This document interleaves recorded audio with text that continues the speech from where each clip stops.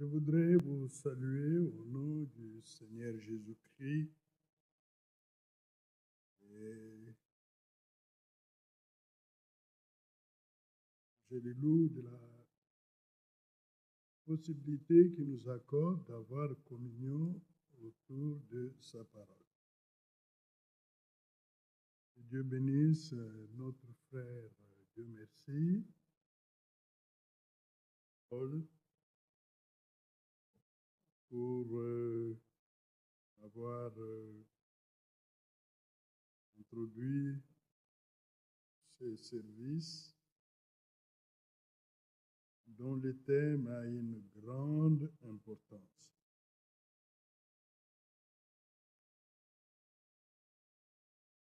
Pourquoi ce thème est très important? C'est parce que dans le psaume 73,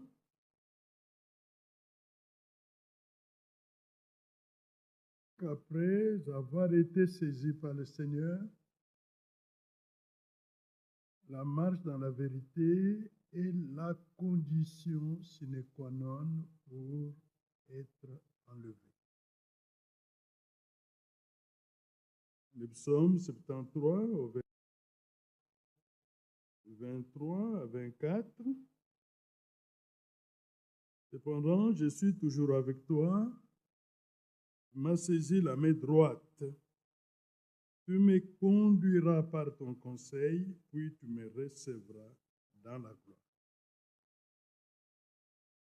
Quand on parle de la marche, on parle de la conduite. Il s'agit de la marche avec Dieu. La conduite par la main de Dieu. Pour commencer, vous devez d'abord être saisi par lui. Dieu vous approche de lui. Il se révèle à vous. Il se révèle en vous faisant connaître sa volonté. Qu'il ouvre le chemin et qu'il ordonne la marche. La vérité, c'est la parole de Dieu. Dans ce contexte de Psaume 73, la vérité, c'est le conseil de Dieu. Mais cette marche doit être avec Dieu. Et la vérité dans laquelle vous devez marcher doit être la vérité de Dieu. Et ici, Asaph, faire des choses très importantes, il me dit, tu me conduiras par ton conseil. Et les résultats, tu me recevras dans la gloire. Il y a des hommes qui refusent d'être conduits par Dieu. Ils veulent se conduire eux-mêmes ou être conduits par des hommes. Mais ici, Dieu ne peut pas vous saisir par sa main droite et vous laisser être conduit par des hommes. Parce que quand il vous saisit, c'est pour vous appartenir. Il doit vous conduire par son conseil à lui. Et à la fin, il doit vous recevoir dans la gloire. C'est pourquoi nous avons dit que après être saisi par Dieu pour une marche avec lui, cela devient la condition sine qua non pour être enlevé. C'est pourquoi dans Genèse chapitre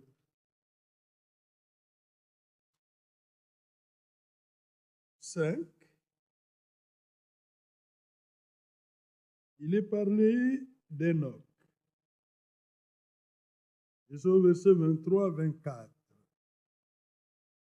Tous les jours d'Enoch firent de 365. Enoch marcha avec Dieu, puis il ne fut plus, parce que Dieu le prit. Et nous savons que dans Hébreu, il est parlé d'Enoch. Cet Dieu avait reçu l'approbation de Dieu.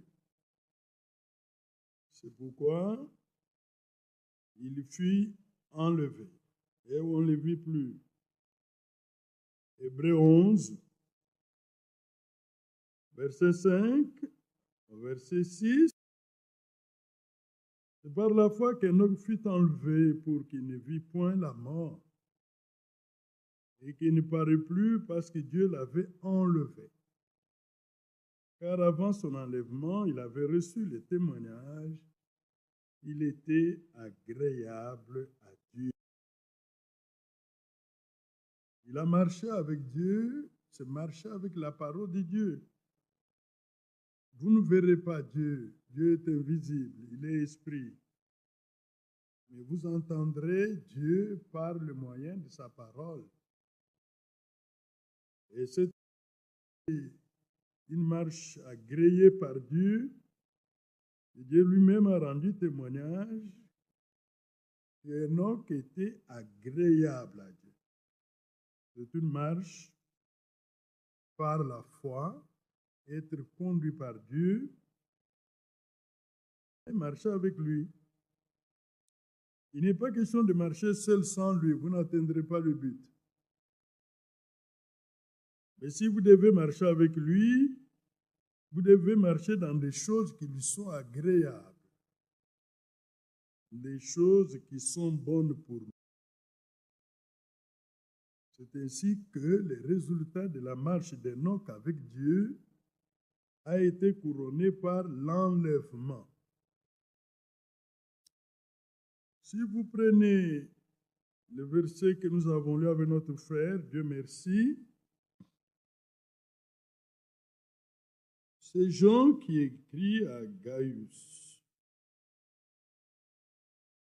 Il y a deux thèmes très importants qui sont mentionnés. L'ancien Gaius, le bien-aimé que j'aime dans la vérité. Il faut aimer dans la vérité. C'est-à-dire aimer sincèrement. L'amour de Dieu, c'est un amour sincère. Il n'est pas hypocrite. On parle d'une chose, d'une autre chose. Ce n'est pas comme ça. 1 Pierre chapitre 1er, il est parlé aux croyants ici, verset 22, ayant purifié vos âmes en obéissance pour avoir un amour fraternel sincère, aimez-vous ardemment les uns les autres de tout votre cœur. Mais à qui ce message est adressé? Verset 23, régénéré non par une semence corruptible, mais par une semence incorruptible, par la parole vivante et permanente de Dieu. Ce sont des hommes qui ont expérimenté la nouvelle naissance. Notre frère Adélard a mentionné ça la fois passée. La vérité a la nature divine.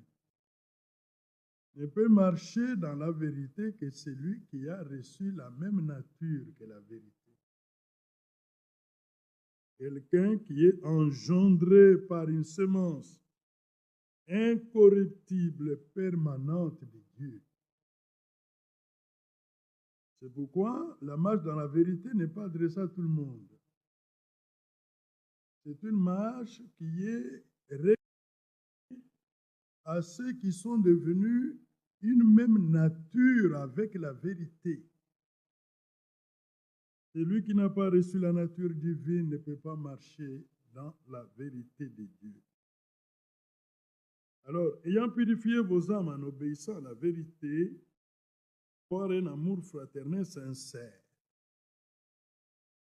L'amour fraternel sincère sera manifesté par des hommes et des femmes qui auraient obéi à la vérité dans leur marche.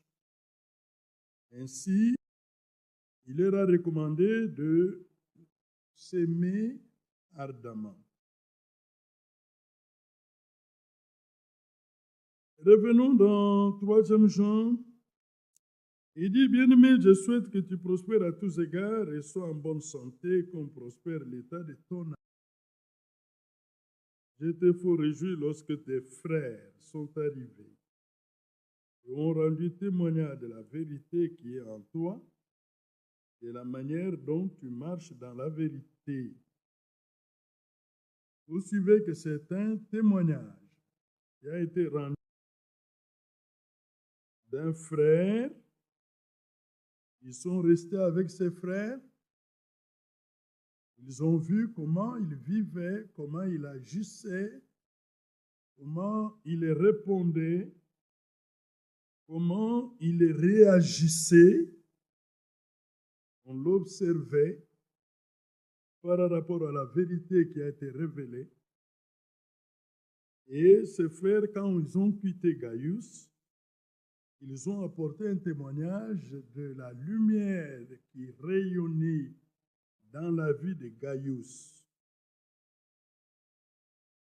Et Jean dit, je n'ai pas de plus grande joie que d'apprendre que mes enfants marchent dans la vérité. Quand on parle de marcher, c'est conduire. Marcher, c'est conduire. Ils ont eu une conduite vérité. Bien-aimé, tu agis fidèlement dans ce que tu fais pour les frères et même pour des frères étrangers, lesquels ont rendu témoignage de la charité en présence de l'Église. Tu feras bien de pourvoir à leur voyage digne de Dieu. Car c'est pour le nom de Jésus-Christ qu'ils sont partis sans rien recevoir de païens. Nous devons donc accueillir de tels hommes afin d'être ouvriers avec eux pour la vérité. Voyez, Jean, il a connu Jésus personnellement. Ils ont eu le temps d'intimité avec lui. Mais ici, il montre que ce n'est pas avec tout le monde qu'on doit être ouvrier pour la vérité. Des hommes honnêtes, sincères, des hommes qui ont la crainte de Dieu, les hommes qui se sont détachés de la vie ancienne, qui ne travaillent que pour la gloire de Dieu seul. C'est avec ces hommes qu'il faut être ouvrier pour la vérité. Alors, il est question de défendre la vérité, d'aimer la vérité et de vivre selon la vérité. Dans les psaumes 8,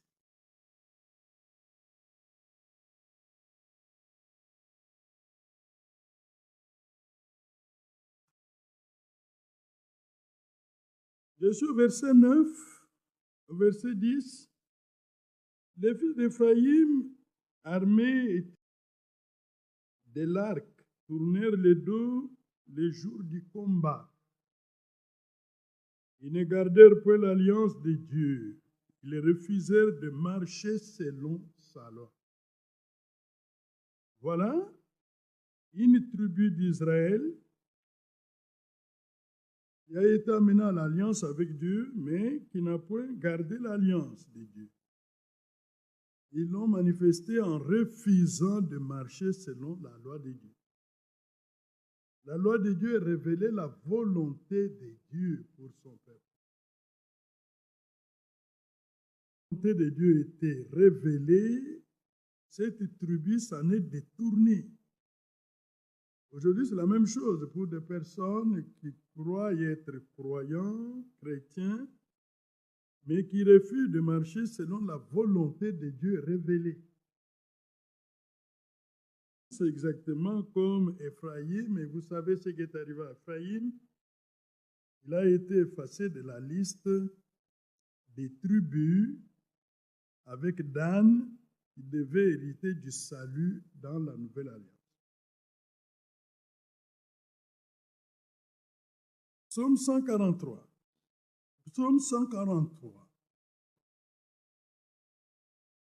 Dans le psaume 143, à partir du verset 7, « Hâte-toi de m'exaucer, ô Éternel, mon esprit se consume. Ne me cache pas ta face. Je serai semblable à ceux qui descendent dans la fosse. Fais-moi dès le matin entendre ta bonté, car je me confie en toi. Connaître le chemin où je dois marcher, car je lève à toi mon âme. Délivre-moi de mes ennemis, ô Éternel. Auprès de toi, je cherche un refuge. Enseigne-moi à faire, car tu es mon Dieu. Et ton bon esprit me conduise dans la voie droite. La marche dans la vérité est sur le chemin de la droiture. Remarquez que fais-moi connaître le chemin. Pour celui qui est sauvé, le chemin, c'est la vérité. Jésus l'a dit dans Jean 14, 6. Je suis le chemin, la vérité et la vie. Nul ne peut venir à moi si le Père ne l'attire. Nul ne peut venir au Père que par moi. Fais-moi connaître le chemin où je dois marcher. Vous voyez, Dieu vous saisit d'abord, vous engage dans une marche et il vous révèle d'abord sa volonté par sa parole. C'est alors que vous aurez la connaissance de ce que Dieu veut et de ce qu'il ne veut pas. Marcher dans la vérité, c'est marcher dans la volonté de Dieu révélée pour votre vie. Il dit, fais-moi connaître le chemin où je dois marcher. Il n'y a pas moyen de vouloir ou ne pas vouloir si on est enfant de Dieu par l'expérience de la nouvelle naissance. Tu dois marcher sur le chemin que Dieu lui-même te montre. Il te fait connaître. Et il dit, c'est David, faire ta volonté, car tu es mon Dieu. Ça, c'est très important. On ne peut pas faire la volonté qu'on ne connaît pas. C'est pourquoi Dieu, lorsqu'il saisit quelqu'un par sa main droite, lui révèle sa volonté, c'est-à-dire ce qui est agréable à Dieu, ce qui est favorable à Dieu, ce que Dieu veut, il le révèle à celui qu'il veut conduire sur son chemin. Et que ton bon esprit me conduise. Voyez, il n'est pas question d'être conduit seul. Celui qui doit vous conduire sur la voie de la droiture. C'est ainsi que dans Jean 16, pour montrer qu'il n'y a que Dieu seul, conduit sur le chemin de la vérité, pour accomplir sa volonté, faire ce qui lui est agréable, Jean 16, verset 13, quand le consolateur sera venu, l'Esprit de vérité, il vous conduira dans toute la vérité. Car il ne parlera pas de lui-même, mais il dira tout ce qu'il aura entendu, il vous annoncera les choses à venir. Voyez, vous devez être conduit sur ce chemin par Dieu lui-même. La vérité révèle sa volonté, c'est lui qui doit vous conduire dans sa volonté. Autrement, vous n'y arriverez pas. Vous n'y arriverez pas.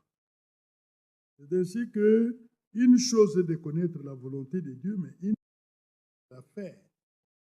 C'est pourquoi dans Colossiens 1, il y a une prière qui a été formulée par Paul pour les Colossiens.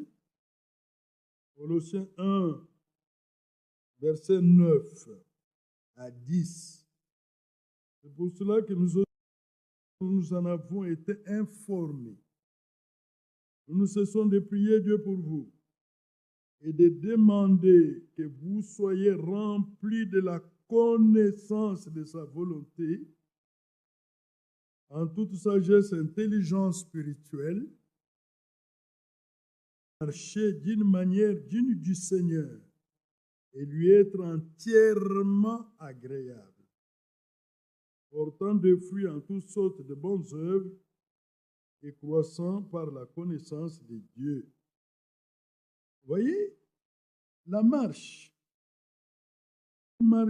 d'une manière digne du Seigneur, lui être entièrement agréable.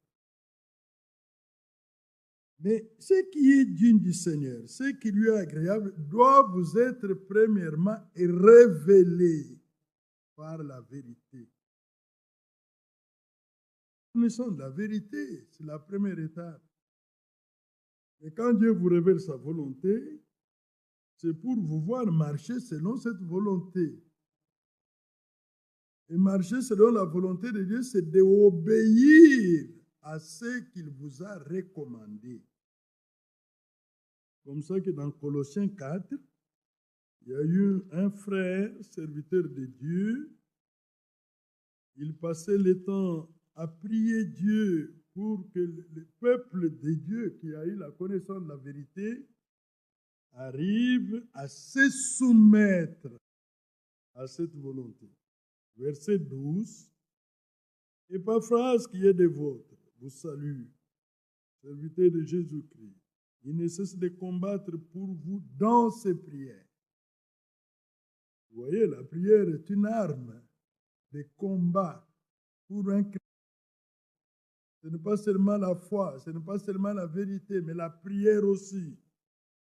Afin que, parfait et pleinement persuadé, vous persistiez dans une entière soumission à la volonté de Dieu. Amen. C'est ce que Dieu attend dans cette marche. C'est la vérité vous révèle ce que Dieu veut et ce qui lui est agréable. Et maintenant, étant que c'est ça la volonté de Dieu, c'est ça ce qui lui est agréable, il faut maintenant avoir la puissance, la capacité de Dieu de pouvoir se soumettre à cette volonté. Et la capacité vient de Dieu, n'est-ce pas? La capacité vient de Dieu. La vérité nous révèle ce que Dieu veut et ce qui lui est agréable. Et dans cette marche, il faut que Dieu lui-même soit engagé. Maintenant, il faut que Dieu lui-même nous donne la capacité de soumettre à sa volonté qui nous est révélée au travers de la vérité. Amen. C'est pourquoi Philippiens, Paul, savait que c'est une responsabilité pour Dieu de nous donner la capacité de nous volonté. Philippiens, chapitre 2, verset 13, pour aller vite. Car c'est Dieu qui produit en vous le vouloir et le faire selon son bon plaisir. Dans cette marche, frère, vous n'avez pas vous-même votre propre capacité. La marche dans la vérité, l'énergie vient de Dieu par le Saint-Esprit. Et c'est Dieu lui-même qui produit en vous le vouloir, aimer la volonté de Dieu, accepter la volonté de Dieu pour votre volonté. Et c'est lui-même qui vous donne la capacité de vous soumettre à cette volonté. Seigneur. C'est pourquoi Paul a fait aussi cela l'objet de prières en rapport avec Hébreux. Hébreux 13. Dans Hébreux 13, verset 20. Que le Dieu de paix qui a ramené d'entre les morts les grands pasteurs de brebis, par le sang d'une alliance éternelle, notre Seigneur Jésus, vous rende capable de toute bonne œuvre pour l'accomplissement de sa volonté. Et que le même Dieu fasse en vous, c'est Dieu qui doit faire en vous ce qui lui est agréable par Jésus-Christ, auquel soit la gloire au siècle des siècles. Amen. Ne perdez pas de vue cette réalité. La marche dans la vérité exige la présence de Dieu avec vous et qui déploie la capacité de vous révéler ce qu'il veut, agréable, et vous dote des capacités de vous soumettre à ce qui est sa volonté. Ah, ça c'est merveilleux, ce que Dieu fait. Bien-aimés dans le Seigneur, regardez les exigences de cette marche. Prenez 2 Corinthiens, on retournera encore dans l'Ancien Testament avant de terminer. 2 Corinthiens.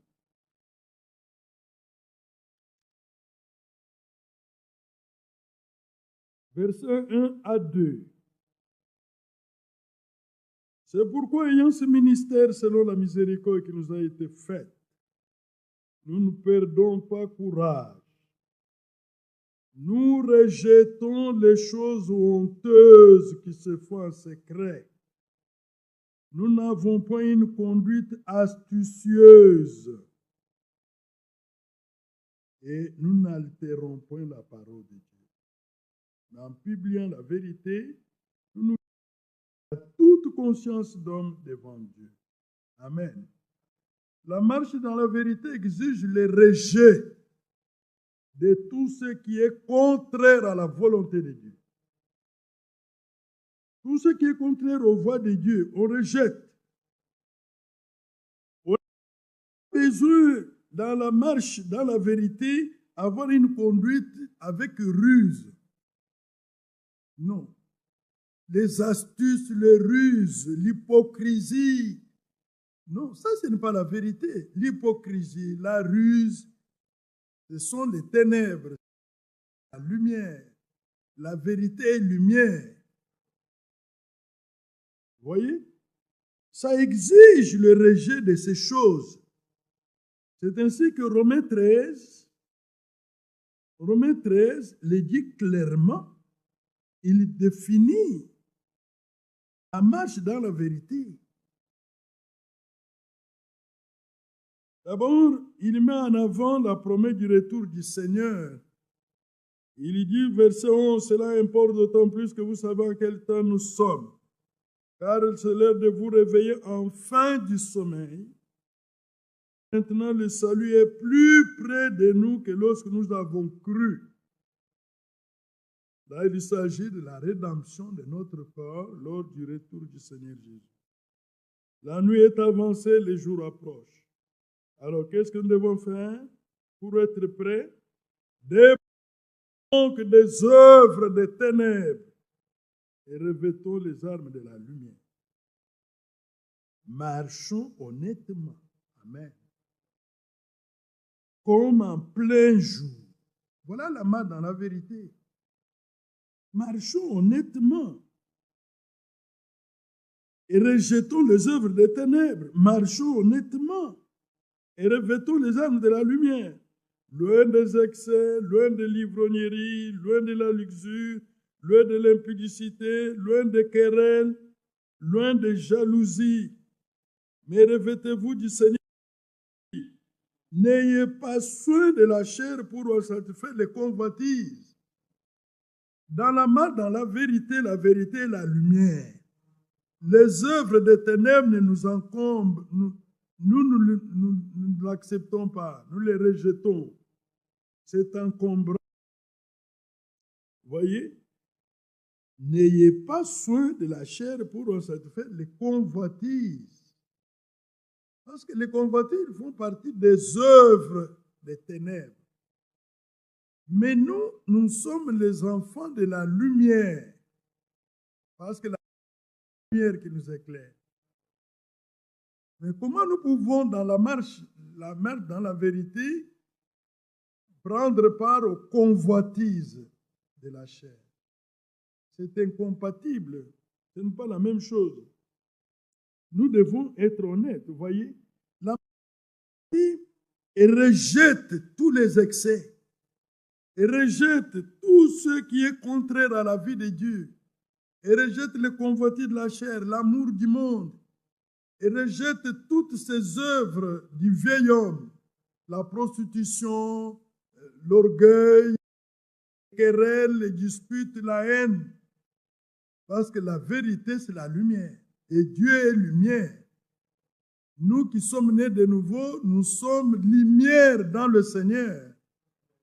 C'est par les bonnes œuvres que les gens sont éclairés par la lumière qui rentre. Oh, loué soit le Seigneur. Néhémie 5 montre clairement que la marche dans la vérité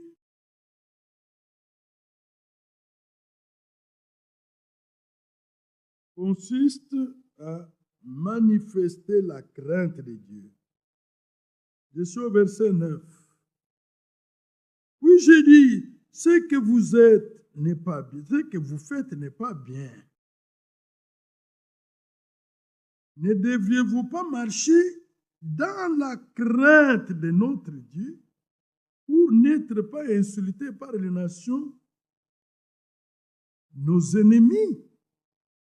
Ici, les dirigeants d'Israël, à partir de Babylone, ils se sont livrés à la cupidité.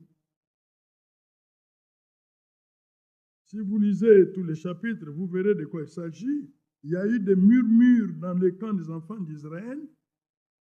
Et maintenant, Néhémie, le fait n'est pas bien. Amen. C'est lui qui marche dans la vérité doit accepter les corrections par rapport à la vérité. Le frère Branham le disait clairement, si vous voyez, vous lui montrez les fautes dans sa vie et qu'il n'accepte pas, son expérience du salut est fausse. Parce que celui qui est sauvé, c'est que la lumière de la vie de Dieu est entrée en lui. Il pose des actes qui sont la manifestation de cette lumière. Mais maintenant, quand il y a quelque chose de contraire à la lumière, il peut discerner que ce n'est pas ça. On a eu une convention à Kananga avec les frères Firmin. Il a donné un exemple simple mais très profond. C'est-à-dire, vous vous êtes habillé, vous tournez les dos, vous allez de l'avant, quelqu'un vient derrière, il vous dit, monsieur, il y a une tache sur votre chemise. Vous vous énervez contre cet homme. Là, vous êtes insensé, n'est-ce pas? Il faut d'abord s'arrêter, enlever la chemise et regarder. S'il y a une tache, on vous a rendu service. C'est qu'on voulait votre... Maintenant, il faut être insensé pour s'opposer directement à une remarque qui peut vous rendre un bon service. C'est ça qui se passe avec des croyants. On lui montre que ce que vous faites n'est pas bien. Il s'énerve. En réalité, son expérience de la nouvelle naissance n'est pas bonne. Parce que nous n'avons pas la puissance contre la vérité, nous en avons que pour la vérité. Ceux qui sont nés de la vérité soutiennent la vérité. Ceux qui sont nés de la vérité défendent la vérité. Ils condamnent tout ce qui n'est pas vérité. Voyez. Néhémie 9. Prenez Néhémie 9. Vous êtes là? Verset 27. Alors, ils les abandonnant entre les mains de leurs ennemis qui les opprimèrent. Non? J'ai dit 28. Excusez-moi. Pour tout cela, nous contractâmes une alliance et nous mîmes par écrit. Et nos chefs, nos lévites et nos sacrificateurs y apposèrent leurs sceaux. Quel est le contexte? Israël et il y a eu deux grands ouvrages qui devaient se faire à Jérusalem. Le premier ouvrage, c'était avec Esdras. C'était rebâtir le temple qui avait été détruit par les rois de Babylone. On a rétabli, ils ont connu beaucoup d'opposition, mais à la fin, Dieu triomphe toujours. Ils ont fini. 100 ans après, 100 ans après. C'est Néhémie qui vient pour engager le peuple dans la reconstruction du muraille de Jérusalem. Entre Esdras et Néhémie, il s'est écoulé 100 ans. Maintenant, il fallait faire une alliance avec Dieu. Que tout le peuple fasse une alliance avec Dieu. Ça a été fait. Maintenant, regardez. Je suis au verset 28. 10, chapitre 10, verset 28. Le reste du peuple, les sacrificateurs, les lévites, les portiers des chantres, les Néhitiniens et tous ceux qui s'étaient séparés des peuples étrangers pour suivre la loi de Dieu, leurs femmes, leurs fils et leurs filles, tous ceux qui étaient capables de connaissance et d'intelligence. Verset 29. Venir à leurs frères le plus considérable d'entre eux. Ils promirent avec serment et jurèrent de marcher dans la loi de Dieu donnée par Moïse, serviteur de Dieu, d'observer et de mettre en pratique le commandement de l'Éternel notre Seigneur, ses ordonnances et ses lois. Amen. Vous voyez qu'ils s'étaient séparés de peuples étrangers. Il y a eu appel à sortir, ils sont sortis. Maintenant, selon l'alliance qui avait été conclue, il devait y avoir une marche dans la loi de Dieu. Et la loi de Dieu était écrite dans le livre de la loi. Et ils l'ont fait avec serment. Ils ont juré devant Dieu. Étant séparés des peuples étrangers, étant séparés de leur manière de vivre, leur manière de faire, leurs traditions, leurs coutumes, et nous, et nos enfants, nous allons maintenant marcher dans la loi de Dieu qui a été donnée à Moïse. Comment? D'observer et de mettre en pratique tous les commandements de l'Éternel, notre Seigneur. Toutes ses ordonnances et ses lois. Là, nous disons Amen. C'est pourquoi nous disons aux frères, L'homme ne vivra pas de pain seulement. Il vivra de toute parole qui sort de la bouche de Dieu. J'ai un frère de Katanga, il parlait à son église en rapport avec la position qu'il faut avoir dans le temps dans lequel nous vivons. Il y a l'église. Nous ne sommes pas les gens du message, comme les autres. Nous sommes les croyants du message biblique du temps de la fin. Ah, ça, c'est merveilleux. On est différents des autres. Vous trouverez la confusion parmi là, les messages, ils prennent et les frères Branham, ce qui est de la parole de Dieu et ce qui est sorti des frères Branham, ils mélangent. Ah, Branham. Aujourd'hui, c'est la même chose. Franck. La même chose. Mais nous, c'est d'abord Jésus-Christ. Et nous croyons et mettons en pratique le message biblique du temps de la fin. Il y a une grande nuance, n'est-ce pas? Nous ne laissons rien de côté. Nous prenons la parole de Dieu révélée par l'Esprit pour notre temps.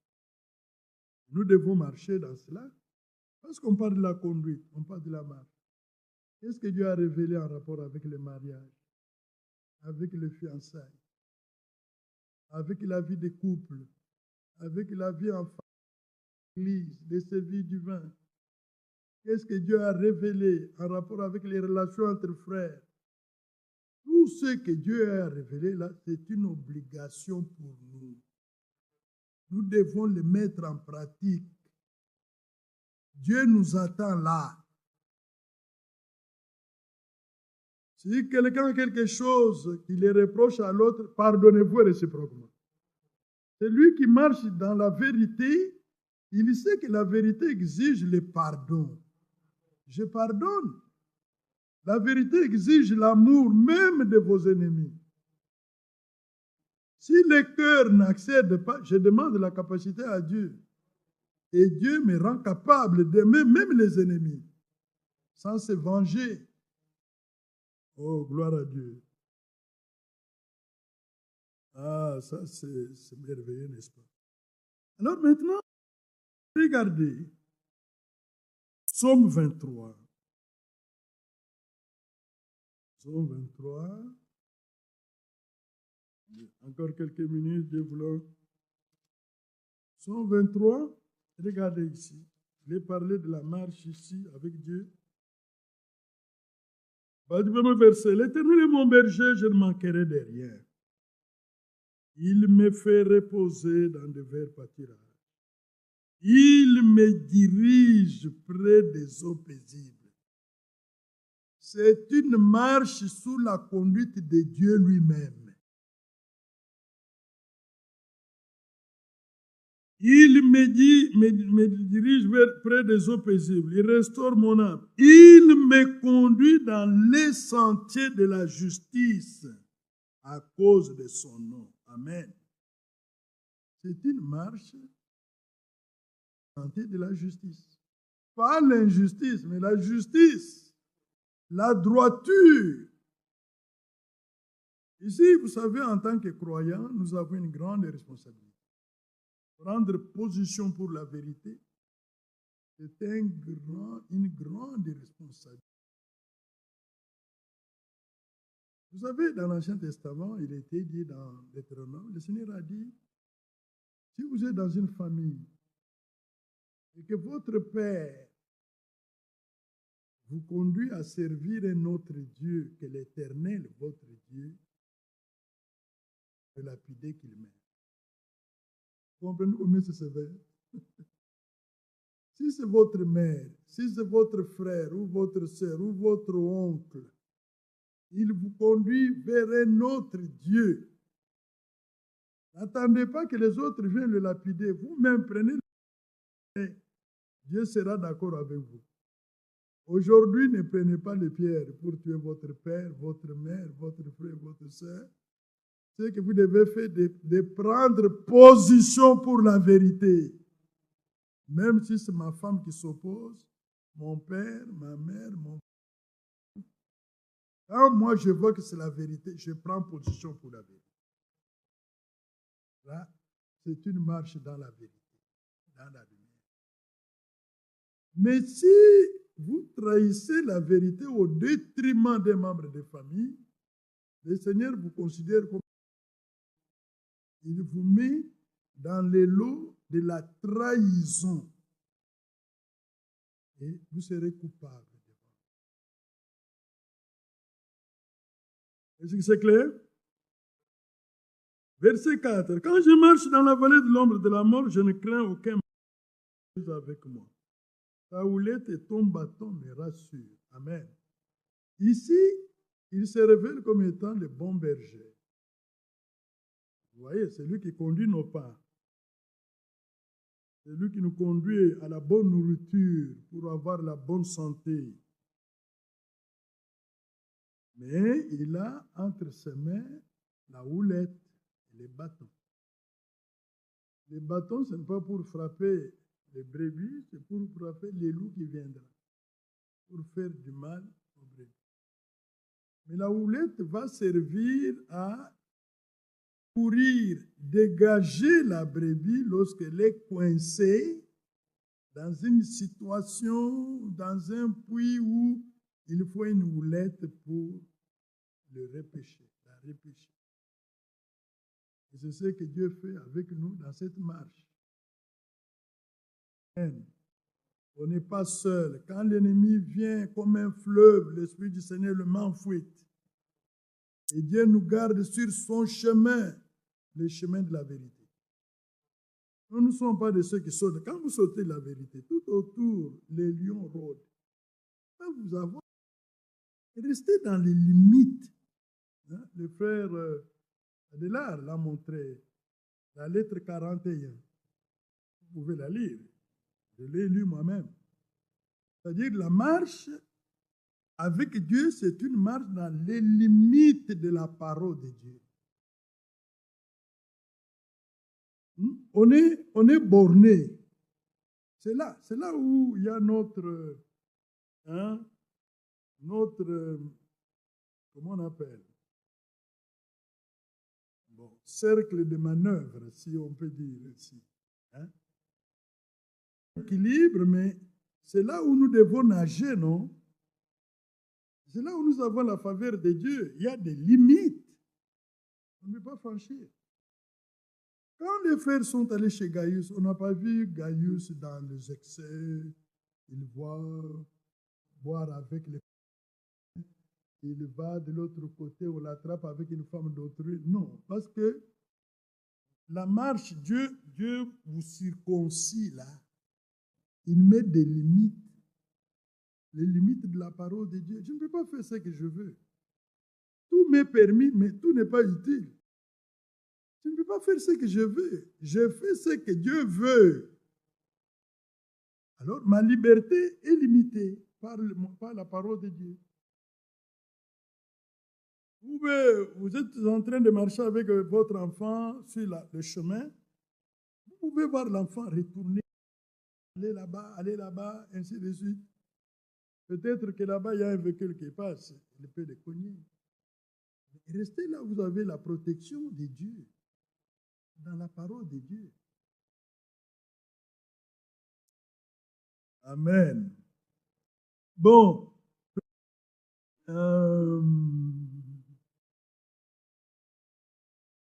Ésaïe 42. Le Seigneur avait fait une promesse au verset 16. Je ferai marcher les aveugles sur un chemin qui ne... Je les conduirai par des sentiers qu'ils ignorent. Je changerai devant eux les ténèbres en lumière et les endroits tortueux en plaine. Voilà ce que je ferai et je ne les abandonnerai point. Nous avons été des... Le Seigneur nous a amenés à la lumière. Il a ouvert nos yeux et les yeux du cœur, n'est-ce pas? Maintenant, c'est lui qui nous conduit. Il nous conduit dans la lumière. Maintenant, verset 24. Il a livré Jacob au pillage, Israël au pillage. N'est-ce pas l'Éternel? Nous avons péché contre lui. Ils n'ont point voulu marcher dans ses voies. Et ils n'ont point écouté sa loi. Amen. Marcher dans les voies du Seigneur. Les voies du Seigneur sont droites, sont pures. C'est pourquoi pour ceux qui sont nés de nouveau, Paul écrit dans Philippiens cette parole merveilleuse.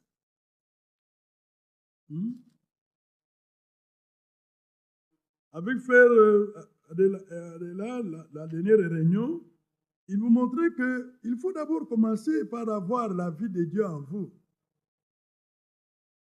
N'est-ce pas? Oui, il faut commencer par l'expérience de la vie. Parce que cette vie de Dieu-là ne soutient que la vérité, ne défend que la vérité, ne s'appuie que sur la vérité.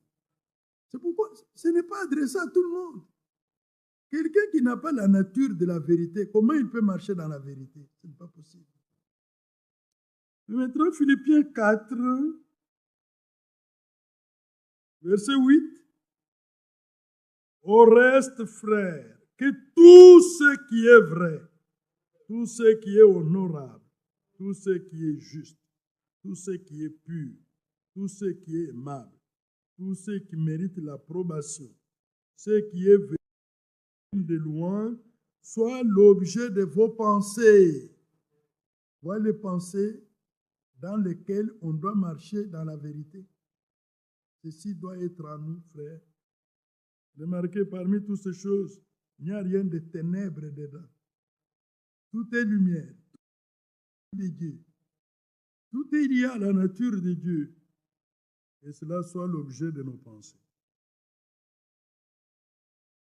Alors, maintenant,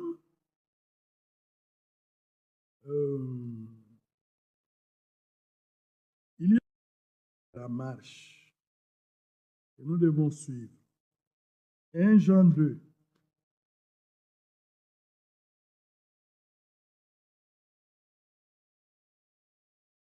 Vous êtes là?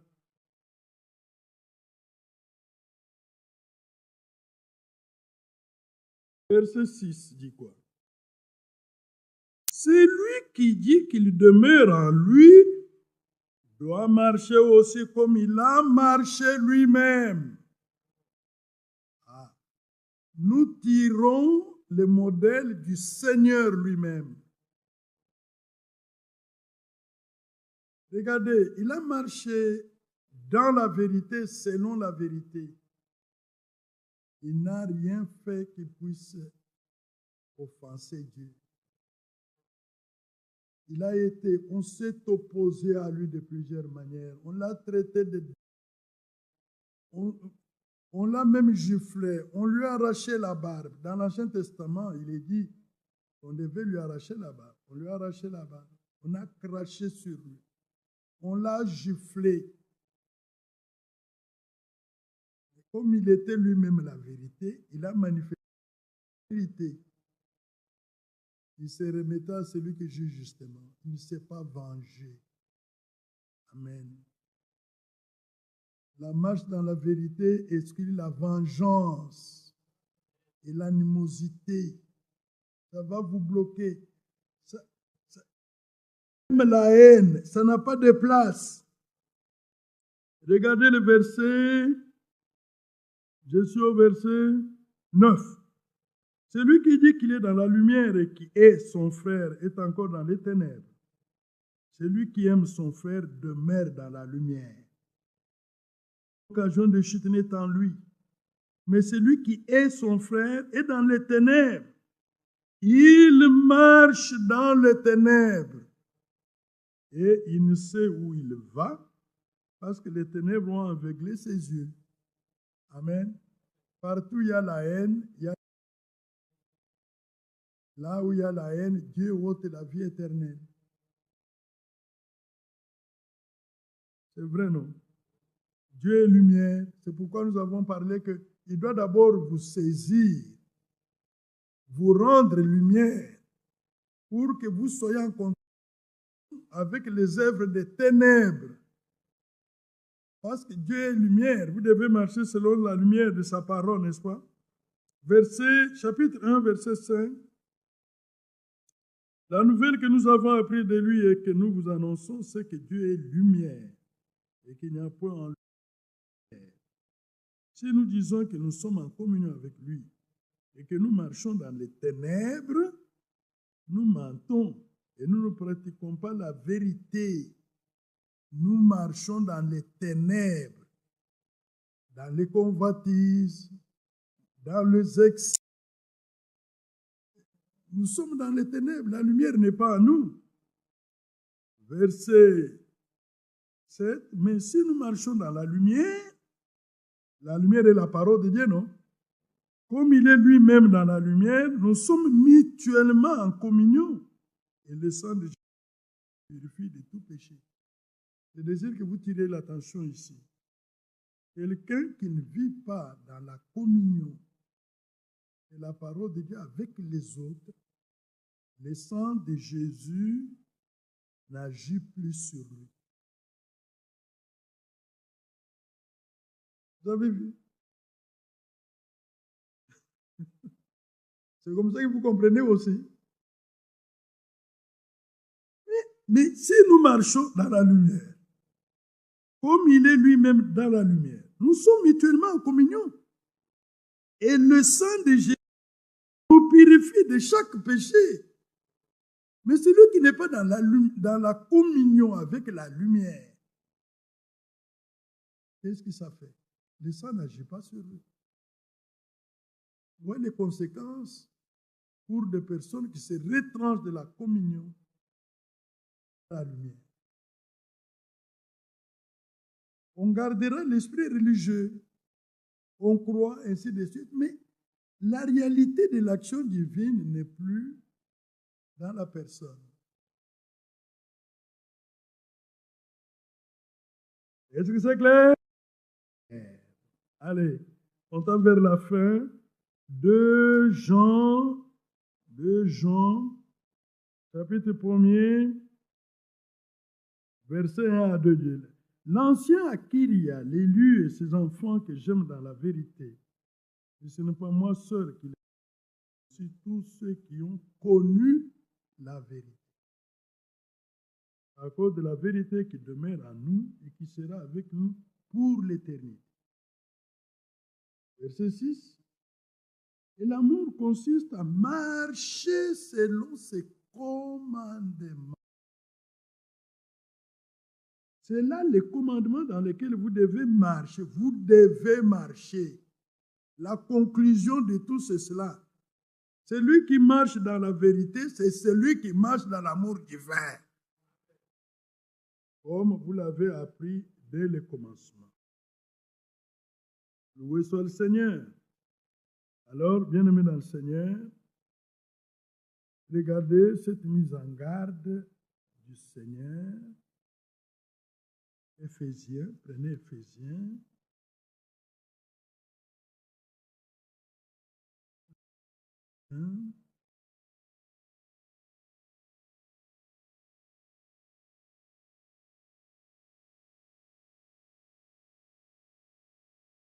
Premier verset. Je vous exhorte donc, moi les prisonniers dans le Seigneur, à marcher d'une manière digne de la paix qui était adressée. Mais comment? Comment marcher? En toute humilité et douceur. Vous voyez comment il décrit la main dans la vérité?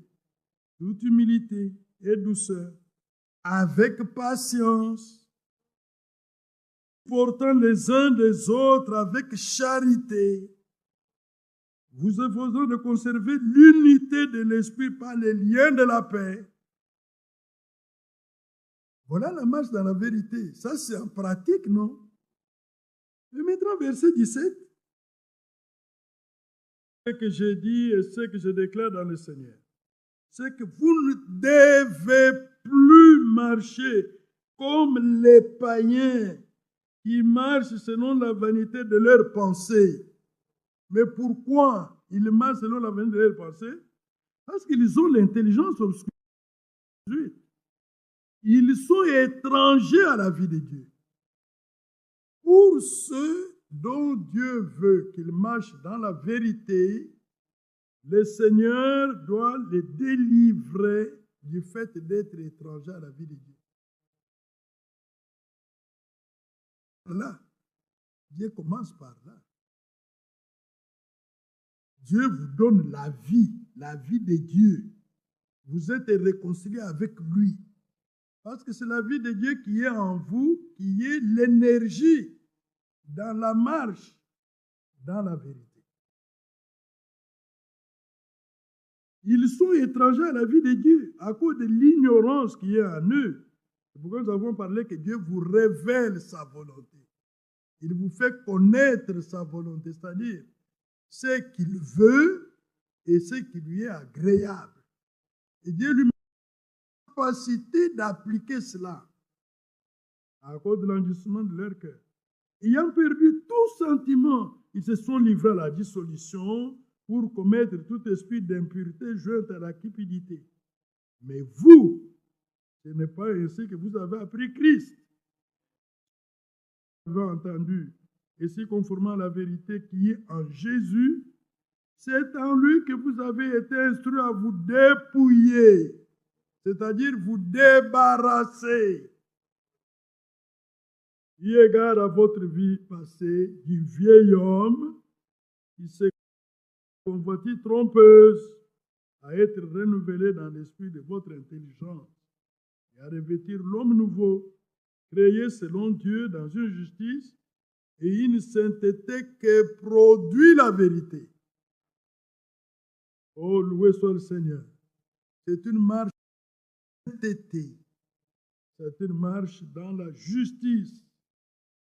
Loué soit le Seigneur. C'est pourquoi si vous continuez la suite, on vous montre en détail cette marche dans la vérité. Et renoncer aux mensonges, aux paroles déshonnêtes, n'attristez pas le Saint-Esprit, ainsi de chapitre 4. Que l'impudicité, qu'aucune espèce d'impureté, qu'aucune cupidité ne soit même nommée parmi vous. Voyez en détail la marche dans la vérité. Maintenant, avant de terminer, 2 Pierre 3. Est-ce qu'on a lu ça, 2 Pierre 3? Prenez 2 Pierre 3. Il y a beaucoup de versets, on ne peut pas tout lire. Voilà. Verset 11. Puisque donc toutes ces choses doivent se dissoudre, ne doit pas être la sainteté de votre conduite et votre piété. Voilà, c'est cela. Les caractéristiques, les qualités qui nous suivent dans la marche, dans la vérité. Sainteté, la nature divine liée à notre marche. Oh, loué soit Dieu. Bon, maintenant prenez l'exemple de David. Dans 1 Samuel, chapitre 24, il y a 2 versets là. Et 2 Samuel, 5, 6 minutes, on pourra terminer pour prier. 1 Samuel 24. Vous êtes là? Commençons par le verset 11. David est en train de s'adresser à Saoul. Tu vois maintenant de tes propres yeux que l'Éternel t'avait livré aujourd'hui entre mes mains dans la caverne. On m'a tué, mais je t'ai épargné. Et j'ai dit, je ne porterai pas la main sur mon Seigneur, car il est loin de l'Éternel. Dites Amen. D'abord ça, tu vois, Dieu a fait grâce à David. comprendre que quand vous êtes devant un oint du Seigneur, même s'il est dans l'erreur, il faut du respect. N'acceptez pas l'erreur qu'il y a en lui. Mais lui-même, là, ne lui manquez pas du respect. Ne le méprisez pas. Saoul ici était déjà possédé d'un démon. L'Esprit de Dieu l'a quitté, le démon est venu en lui. Quand le démon l'a jeté, il a appelé David pour jouer, que vous prenez à la légère ici. Quand on joue, la grâce de Dieu descend, ça calme Saoul. Les démons se calment, Saoul était bien. Alors, cet homme a montré de la haine contre David. Et David a vengé sur lui.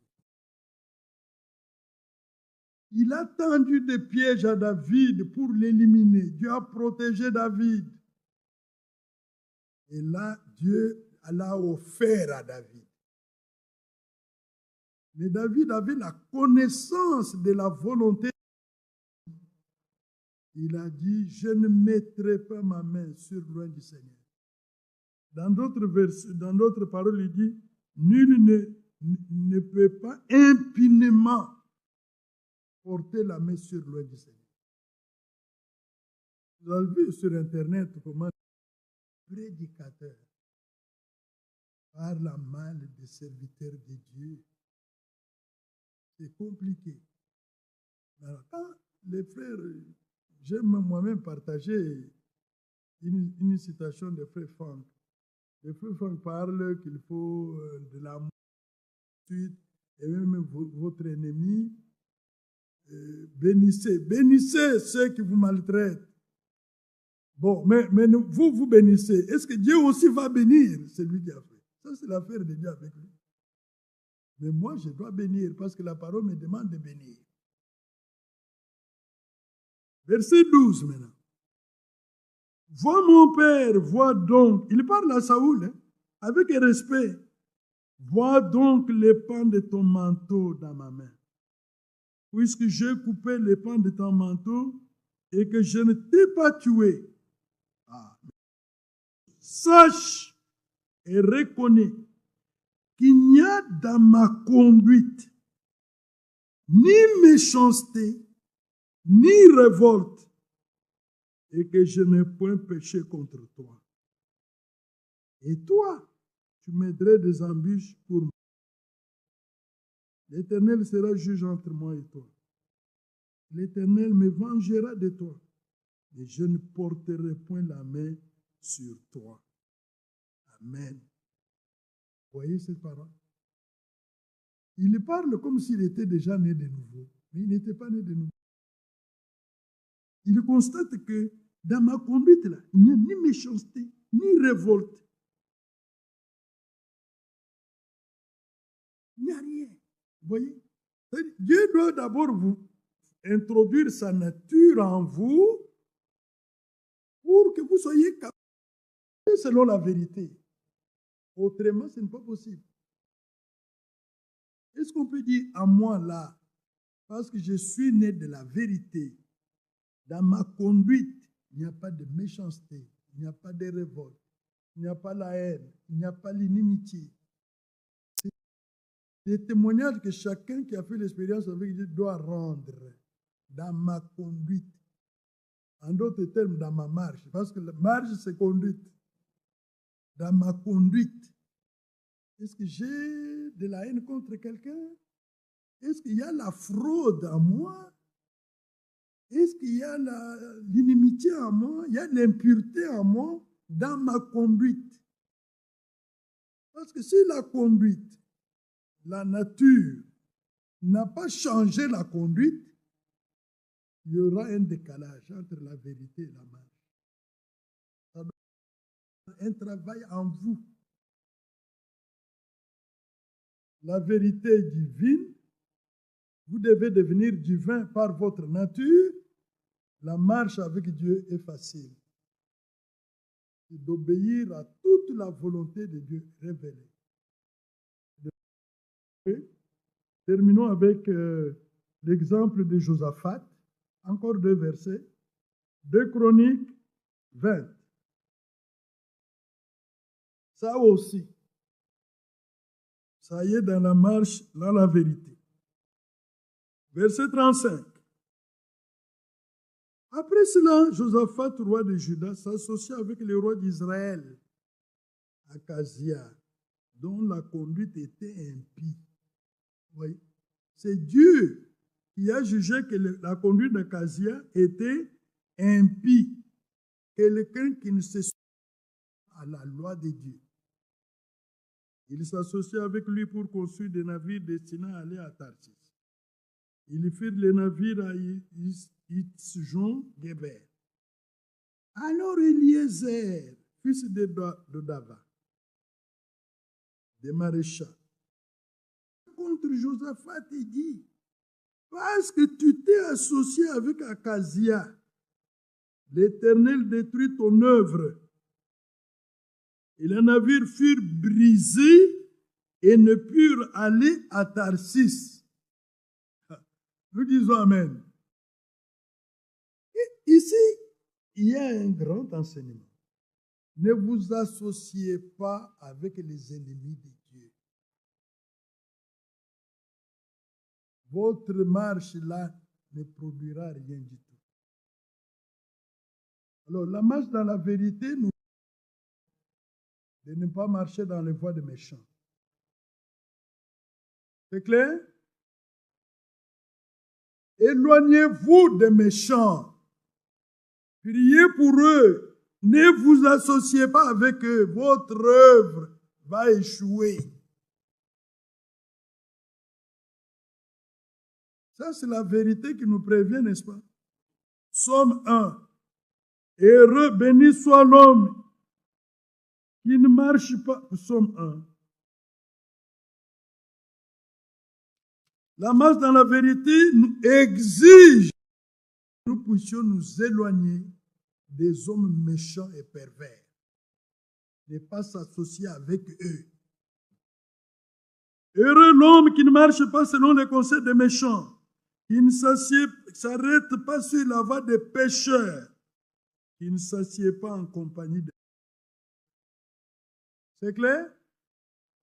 Ce n'est pas ce que Josaphat a fait. Il voulait aller plus haut, avoir beaucoup de succès, mais il s'est associé avec quelqu'un sur qui la faveur de Dieu n'était pas. Ça ne pouvait pas marcher. C'est pourquoi il est dit, il faut chercher le Seigneur avec ceux qui le cherchent d'un cœur pur. Quelqu'un n'a pas la faveur de Dieu. Dieu le conseille comme étant son ennemi. Il devient votre partenaire comment? Il devient votre allié comment? Ça ne marchera pas. Dieu va frapper cette histoire que vous allez produire là. Ça ne vous apportera d'aucune bénédiction. N'est-ce pas? C'est clair? Dans la vérité, non? Psaume 101. Le reste, Dieu vous conduira, vous bénira. Psaume 101.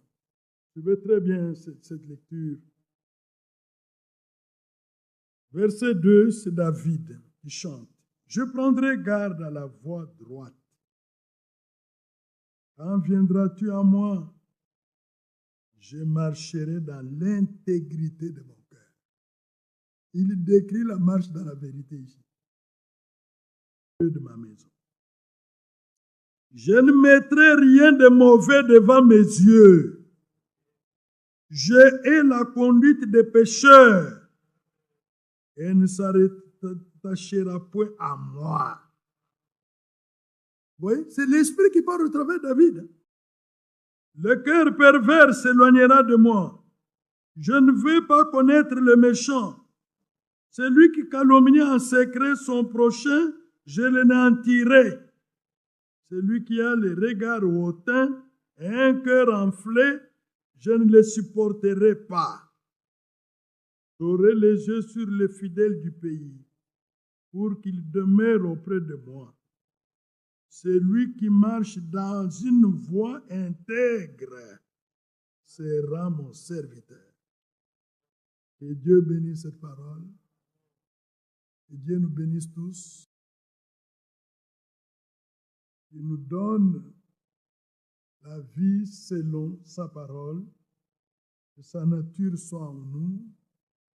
Sa vie soit en nous. Que lui-même anime la marche. Nous révèle tout ce qui est à lui et tout ce qui est bon, qui est sa volonté, qui nous rende capables de vraiment marcher selon tous ses commandements, selon toute sa volonté. Que Dieu vous bénisse.